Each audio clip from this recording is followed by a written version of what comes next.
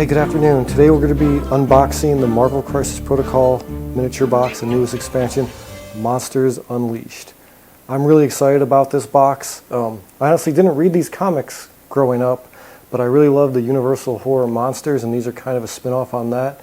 So I just really want to dive into this one so I can get them assembled and painted. So we're going to open this up and take a look at what's inside.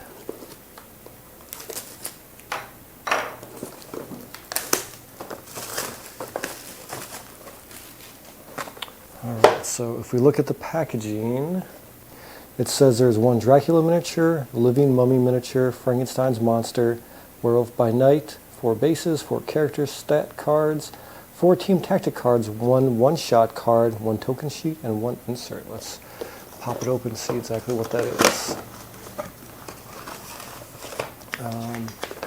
As usual, we have the little instruction manual that just gives you a QR code, so when you scan that, you can go to the website and get the directions for actually assembling these, because as we probably know at this point that all of our miniatures come on spruce. You got to cut them out and glue them together yourself. So this is a hobby game. You know, you're gonna assemble and paint your miniatures. All right, let's see our cards. So currently, I've been noticing that these stat cards and associated cards, they come in multiple different languages. So there's our 4 in English, and then we usually have, I think, like Spanish, German, and I'm not really sure the other one. I haven't really looked at it that thoroughly. But anyways, here are our tactic cards for Dracula, Frankenstein's monster. They got that right because it's not Frankenstein, it's actually Frankenstein's monster. Then Encantu, the Living Mummy, that's his actual name. And then Werewolf by Night. So there's our werewolves. Similarly, we'll get our tactics cards. Some will be in English. That's the ones I want because that's the only language I know and speak. Here are our one-shot cards. Additional language cards. And then we have our token cards. These look like little vampires right there. Not sure what those are. Maybe spirits or mummies. And then there's another. Oh, I bet this token. So Werewolf by Night has a special ability where he can change. Let's see what it says on here. Massacre, Pounce. Maybe I'm thinking of the wrong character. Oh, no, it's Dracula that shapeshifts, I believe. So he can be a bat, Mr. Moon. Anyways, we'll go over these cards real quickly. We're going to start with the one-shot card because there's only one of them. So, what it says is, Dracula's servants. If there is not already a size 5 terrain on the battlefield, place a size 5 terrain on the open space on the battlefield. Then choose a size 5 terrain feature on the battlefield. It is now a non-interactive terrain feature. Place 3 thrall tokens within 2 of the chosen terrain feature. That's going to be these little vampire-looking guys. Then follow the special rules are in effect during the mission. Lesser thralls. When a non-Thralls of Dracula character ends a movement within 2 of a Thrall token, roll dice equal to that character's physical defense. If the result does not contain 1 or more critical or wild, the character is dealt 1 damage, gains 1 health, or 1 power, and gains the bleed special condition. So it's a way to, I guess, keep people away from things. We got our Servants of Anubis, Phases of the Moon, Hideous Monster, and Thralls of Dracula. Okay, so this one token that we're looking at here looks like a full moon and an eclipse.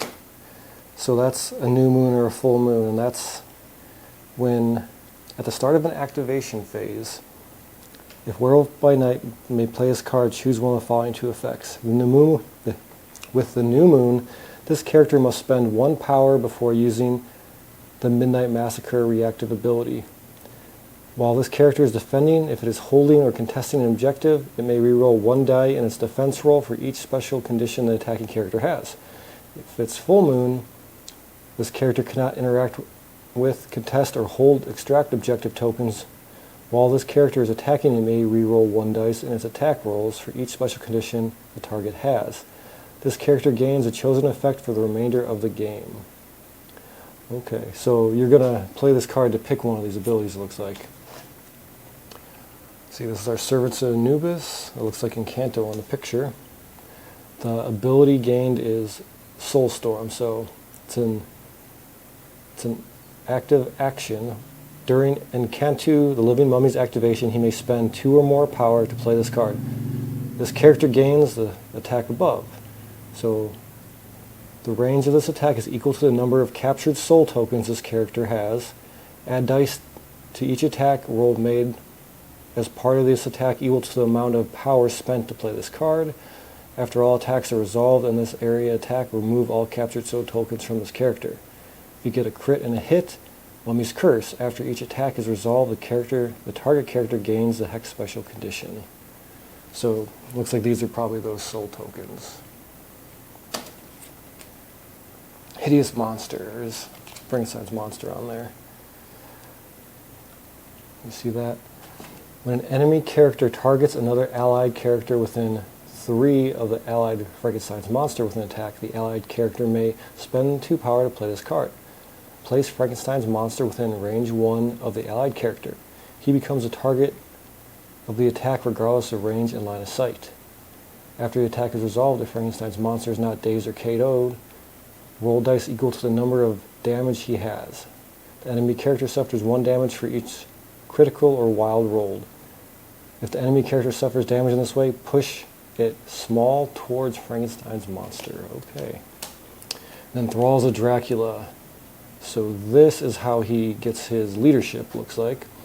So when this card is included in your squad, if your squad is unaffiliated and includes Dracula, you may play this card. Your squad is now using Thralls of Dracula affiliation regardless of other affiliated characters. Dracula gains the following leadership ability. It is your active leadership. It's called Bloodlust. Once per turn, during an allied character's activation, it may play 1 power and choose an enemy character within range 2. The chosen enemy character gains the Bleed special condition. If the chosen character already has the Bleed special condition, the allied character may remove 1 damage from himself. Okay, so it's like you're drinking blood to kind of gain your health back. That seems like a Dracula thing to do. That's pretty cool. So we'll look at the stat cards real quick. Then they got the healthy side and damage side. Let's see, Frankenstein's monster's got a 4/3/3 defense, 7 life, 4 threat, 3 height, medium move. Abilities are Frankenstein's Fists, Thick Skill, the Monster's Fury, Charge, Frank's Rampage, Replacement Parts, and Immunity. So those are pretty cool. Incanto, it's a 4/2/4 for defense, 5 health, 3 threat, 2 height, medium move. He's going to be on a small base. I believe everybody else comes on a medium base. Abilities are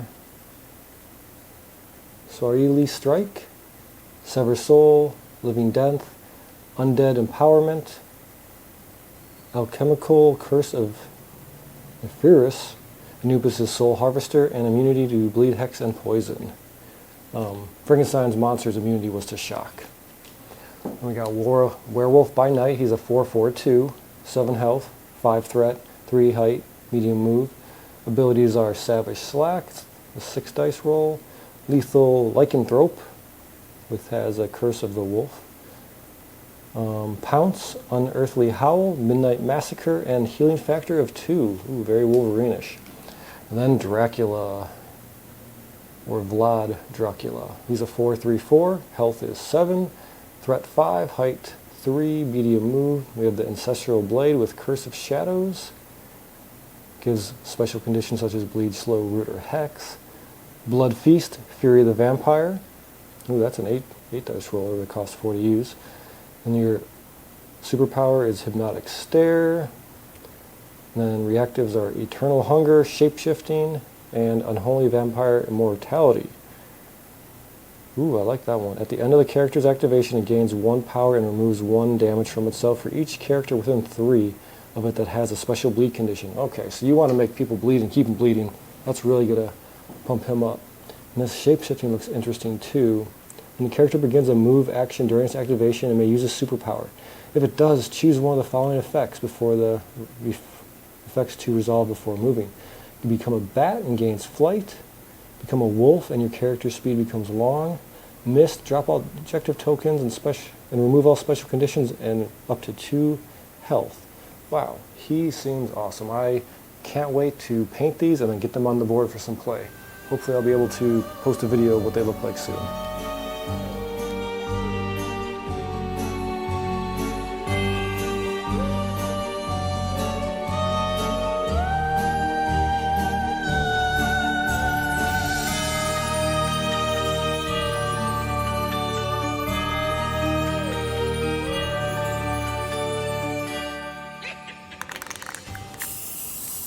Alright, you ready to reveal these new minis? There's our box. And there is our new squad. We got Dracula, Frankenstein's monster, Encantu, and Werewolf by Night. They were fun to paint. I didn't really go with exactly the same painting scheme that I saw on the box, but pretty close. And I think they came out pretty well. The neat thing you might notice about this box set is each character comes with their own original base. So usually the bases for this game are like street-oriented kind of stuff, but these ones all have their own. You might have noticed that at the beginning of this video, Dracula had some bats coming off the front of his knee. Well, those broke off while I was painting, but I didn't want to lose them, so I actually just added them to the cluster of bats in the back on his cape. So you might have noticed that.